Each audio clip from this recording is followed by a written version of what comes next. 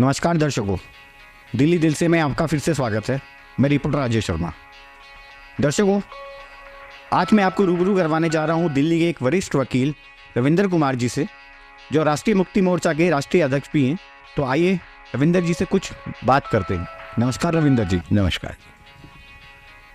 रविंदर जी, आप दिल्ली के वरिष्ठ वकीलों में से एक हैं और काफ़ी नाम है आपका। पूरी ज़िंदगी बीत गई आपकी लोगों के क्राइम के केस देखते देखते। हम आपसे ये जानना चाहते हैं कि लोग शॉर्टकट लेके आगे क्यों बढ़ना चाहते हैं, क्यों मेहनत नहीं करना चाहते, क्यों सबको बहुत ही जल्दी अमीर बनना है, पैसा कमाना है, ऐसा क्यों? देखिए, ज़माना जो है इंस्टेंट चीज़ों का है। जब से इंस्टेंट कॉफ़ी आई, पहले कॉफ़ी बनानी पड़ती थी तो एक होती थी साउथ इंडियन फ़िल्टर कॉफ़ी। तो कॉफ़ी लाई जाती थी, उसके बीजों को जो है रवा किया जाता था। फिर उसका एक इंस्ट्रूमेंट होता था जिसमें कॉफ़ी रखी जाती थी, फिर नीचे से भाप दी जाती थी। फिर जब भाप देने के बाद भाप ऊपर जाती थी तो बूंद बूंद करके जो है वो कॉफ़ी का जो एसेंस है वो निकलता था। फिर उसको दूध में मिलाकर बांटा जाता था और पिया जाता था। तो उसे बोलते थे साउथ इंडियन फ़िल्टर कॉफ़ी। और उसकी खासियत ये होती थी कि हमारे घर में अगर कॉफ़ी बनेगी तो 10 घर दूर भी उसकी खुशबू जाएगी। अब ज़माना है इंस्टेंट चीज़ों का। तो जब से नेस्कैफ़े या और दूसरी कंपनियां हैं, उन्होंने क्या बनाया, इंस्टेंट कॉफ़ी, इंस्टेंट चाय। मेहनत कुछ नहीं है, गर्म पानी किया आपने, शेचिक फाड़ा और उसमें डाल दिया, और डालने के बाद आपने जो है कॉफ़ी बन गई और आपने पी ली।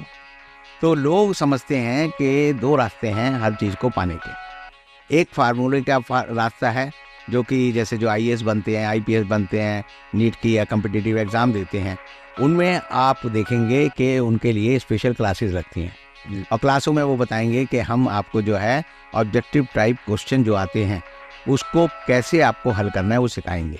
वो ट्रिक सिखाते हैं, कोई भी कैलकुलेशन है, कोई भी सवाल है, और एक तरह से सेट ऑफ जो क्वेश्चंस हैं उनका जवाब देने के लिए लोग जो है उस क्लासों में जाते हैं। और जो उसके सिखाने वाले गुरु हैं वो आपको खटाखट रटा देंगे, और रटने के बाद आपके दिमाग में बैठ जाएगा जैसे ही सवाल आया, क्योंकि time is the essence of the papers. आज के ज़माने में नहीं कि आप 3 घंटे आप इधर उधर देखें। If you waste 2 minutes it mean you have lost your paper. तो 2 मिनट का खर्चा भी समय का बर्बादी का जो है वो आपको फंसा देगा। तो लाइफ हमारी इतनी टाइट हो गई है कि आपका पूरा जीवन जो है एक तरह से मानवीय जीवन नहीं रहा। हम मशीन की तरह हो गए हैं। सुबह 8:30 बजे उठना है बच्चे को तो वो जाएगा, नहाएगा, धोएगा, 8:30 बजे निकल लेगा। उसके बाद उसे मेट्रो पकड़नी है, मेट्रो छूट गई तो फिर वो ऑफिस लेट पहुंचेगा, ऑफिस लेट पहुंचेगा तो जो उसकी अटेंडेंस का सिस्टम है उसमें उसने जो अंगूठा दबाना है उसमें उसका टाइम गलत आ जाएगा।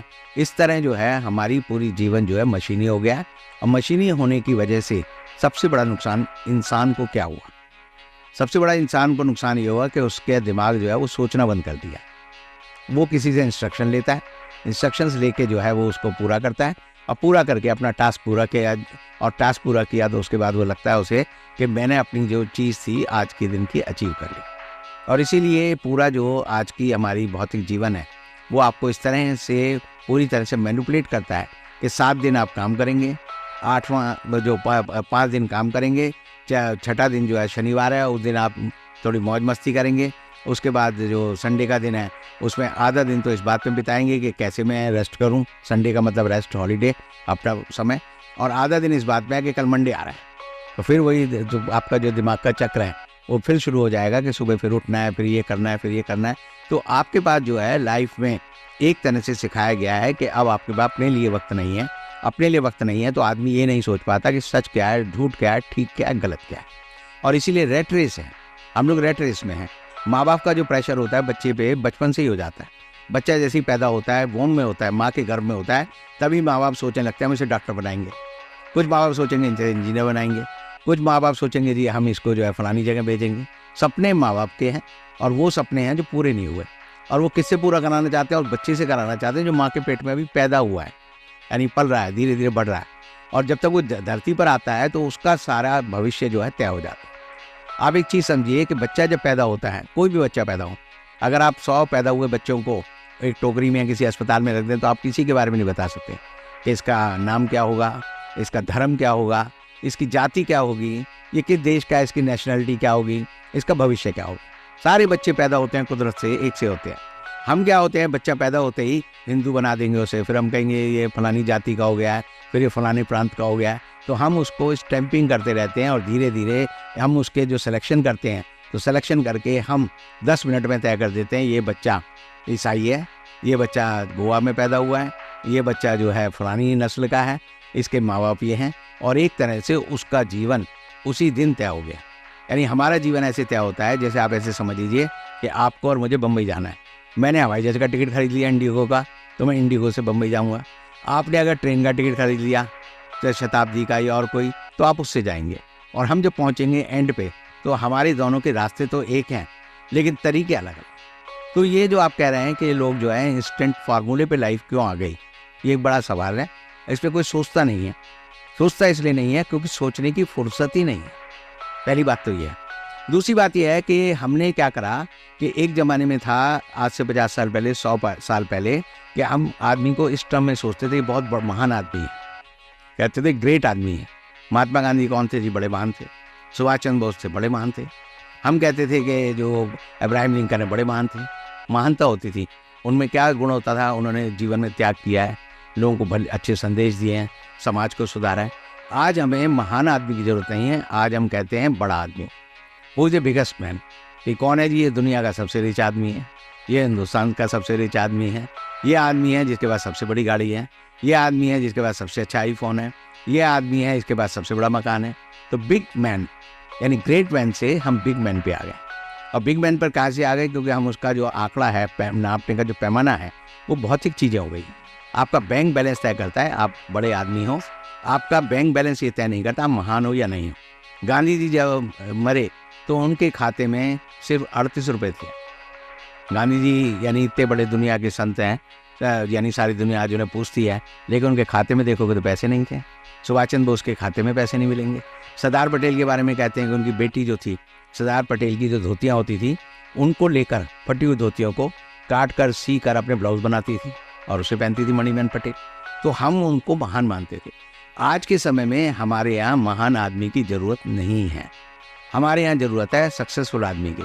If you are a successful man in any field, और सक्सेसफुल कौन है? जो नंबर 1 है। प्रधानमंत्री नंबर 1 है, तो सारा आदमी चाहता है मैं प्रधानमंत्री बनूं।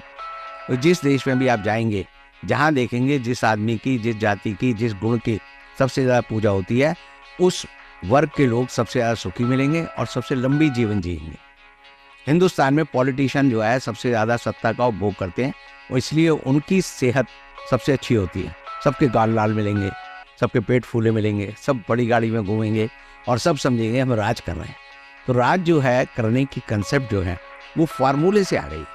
फार्मूले से इसलिए हो गई कि बच्चे, जब मैंने जैसे बच्चे का उदाहरण दिया, बच्चा पैदा होता है तो वो माँ बाप जो है पहली जो उनकी दौड़ होती है बच्चे को अच्छे स्कूल में एडमिशन कराना। अच्छे स्कूल में क्यों कराना? वो जानते हैं कि अगर हमने बच्चे को दिल्ली के मॉडर्न स्कूल में एडमिशन करा दिया तो उसके सारे जो यार दोस्त होंगे वो इंडस्ट्रीज के बच्चे होंगे, पैसे वालों के बच्चे होंगे। अगर हमने इसका एडमिशन जो है संस्कृति स्कूल में करा दिया, जहाँ IAS या ब्यूरोक्रेट्स के बच्चे हैं, तो इसके सारे दोस्त जो है ब्यूरोक्रेट्स के बच्चे होंगे। जब ये बच्चा बड़ा होगा तो उन बच्चों के बीच में ही होगा। अगर ये IAS के बच्चों में रहेगा तो उसको पावर रुतबा सीख जाएगा, अगर ये मॉडर्न स्कूल में होगा तो इंडस्ट्रीज से उसकी हो जाएगी। इसी तरह कुछ स्कूल होते हैं जहाँ पर आप देखेंगे ठेकेदारों के बच्चे पढ़ रहे हैं। इसी तरह क्लब होते हैं, जैसे हिंदुस्तान में जो क्लब हैं कि अगर आप जिमखाना क्लब के सदस्य बन जाएंगे तो आप सारे IAS ब्यूरोक्रेट्स को जान जाएंगे, और अगर आप ट्रांसपोर्ट के बन जाएंगे तो वहाँ इनकम टैक्स वाले और ठेकेदार मिलेंगे आपको, ट्रांसपोर्टर, तो आपकी दोस्ती उनसे हो जाएगी। तो हिंदुस्तान में आज के समय में एक फार्मूले बन गए हैं हर चीज़ के। और इसीलिए एक हम जब बचपन में छोटे थे तो एक छोटी छोटी किताबें मिलती थी और उसमें बताया जाता था आप सफल कैसे हों, आप प्रसिद्ध कैसे हों, और उनका नाम था स्वेट मॉर्डन। तो स्वेट मॉर्डन ने एक बड़ी अच्छी बात लिखी। तो स्वेट मॉर्डन एक लेखक हुआ है अमेरिका के, उन्होंने किताब लिखी और किताब में लिखा कि अगर 100 लोगों को किसी भी जगह से लाकर किसी दूसरे शहर में छोड़ दिया जाए तो हर आदमी अपने मतलब का आदमी ढूंढ लेगा। जो जुआरी होगा वो दूसरे शहर में 10 मिनट में जुआरी ढूंढ लेगा, जो सिगरेट पीने का तलबगार होगा सिगरेट वाला ढूंढ लेगा, जो शराबी होगा शराबी ढूंढ लेगा, जो धार्मिक व्यक्ति होगा वो धार्मिक व्यक्ति ढूंढ लेगा। यानी आप समझिए कि 15, 20, 25 मिनट में, 2 घंटे में आदमी अपने मतलब का आदमी पहचान भी लेता है, अनजान जगह में ढूंढ भी लेता है और उससे दोस्ती भी कर लेता है। इसीलिए आप देखेंगे दुनिया में माना जाता है कि सबसे जल्दी दोस्ती कौन करते हैं? सबसे जल्दी दोस्ती दो लोग करते हैं। एक तो छोटे बच्चे, छोटे बच्चों को 2 बच्चों को बैठा दो, 5 मिनट में उनकी दोस्ती हो जाएगी।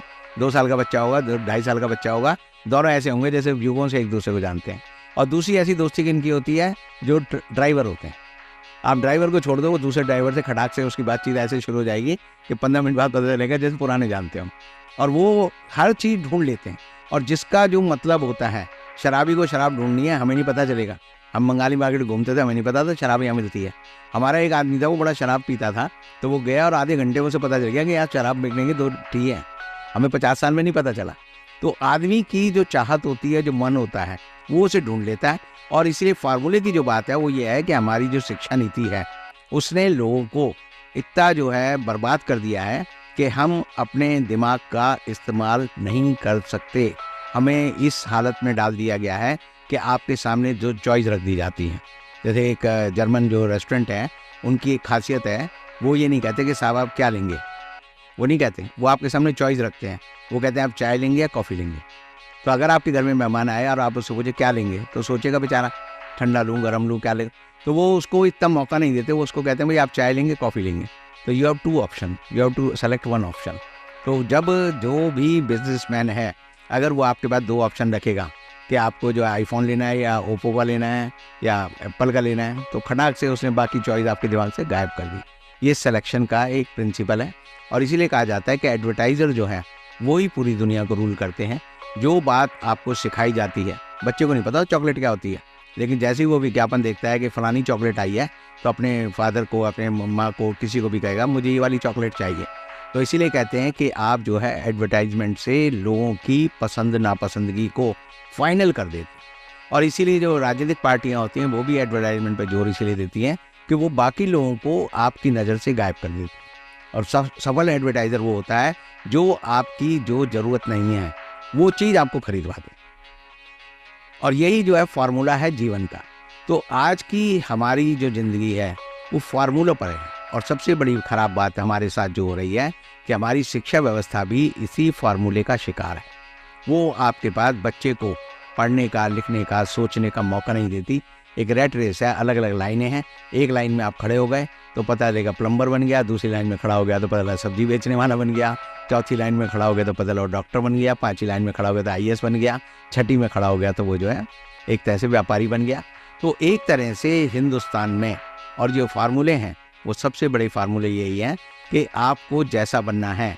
एक अंग्रेजी की कहावत है, a man is known by the company he keeps, कि आप जैसा बनना चाहते हैं वो आपकी कंपनी जो है वो बना देती है।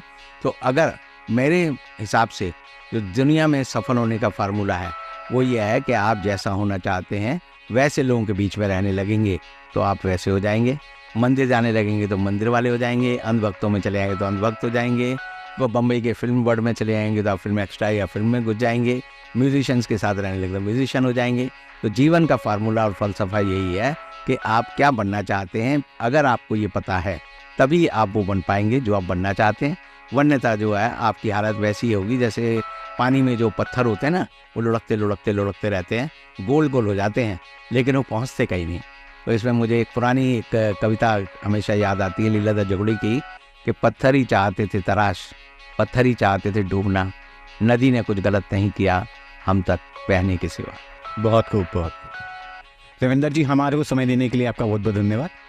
तो दर्शकों, आज रविंदर जी ने हमें कुछ ज्ञान की बातें बताई, हमें इन सभी बातों पे गौर करना पड़ेगा। तो दर्शकों, कुछ ऐसी ही और दिलचस्प हस्तियों से मैं आपकी मुलाकात करवाता रहूँगा। तब तक आप हमारे चैनल को लाइक, शेयर, सब्सक्राइब करना ना भूलें, और हाँ, बेल आइकन दबाना तो बिल्कुल ना भूलें। धन्यवाद।